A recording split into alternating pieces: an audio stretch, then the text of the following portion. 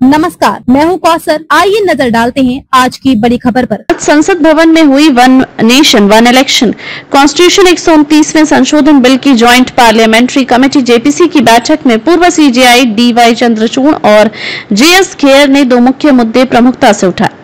चुनाव आयोग की शक्तियों का सीमित ढांचा। दोनों ने जोर देकर कहा कि इस प्रणाली को लागू करने के लिए चुनाव आयोग को असीमित अनियंत्रित शक्तियां नहीं दी जानी चाहिए। उन्हें इन शक्तियों पर प्रभावी निगरानी तंत्र के निर्माण की आवश्यकता दिखाई दी। चुनावों के बीच 5 साल का कार्यकाल सुनिश्चित करें। उन्होंने यह भी स्पष्ट किया कि निर्वाचित सरकार के 5 वर्षों के कार्यकाल को किसी भी हाल में कमजोर नहीं करना चाहिए, जो लोकतंत्र की स्थिरता के साथ साथ सुशासन के लिए भी अनिवार्य है।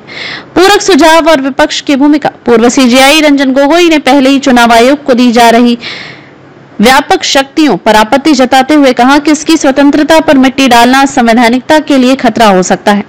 अटॉर्नी जनरल वेंकटरमणि ने कहा कि प्रस्तावित बिल संविधान की मूल विशेषताएं नहीं बदलता और किसी संशोधन की आवश्यकता फिलहाल नहीं दिखती।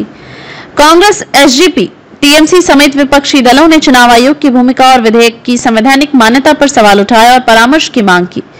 पीपी चौधरी, जेपीसी अध्यक्ष का स्पष्ट जवाब। चौधरी ने कहा, चुनाव आयोग के प्रावधानों पर यदि आवश्यक हुआ तो विधेयक में संशोधन करेंगे। उन्होंने जोर देकर कहा कि यह बिल केवल राष्ट्रीय हित ध्यान में रखकर ही संसद में जाएगा ताकि आगामी 100 वर्षों के लिए संवैधानिक रूप से सुरक्षित रहे।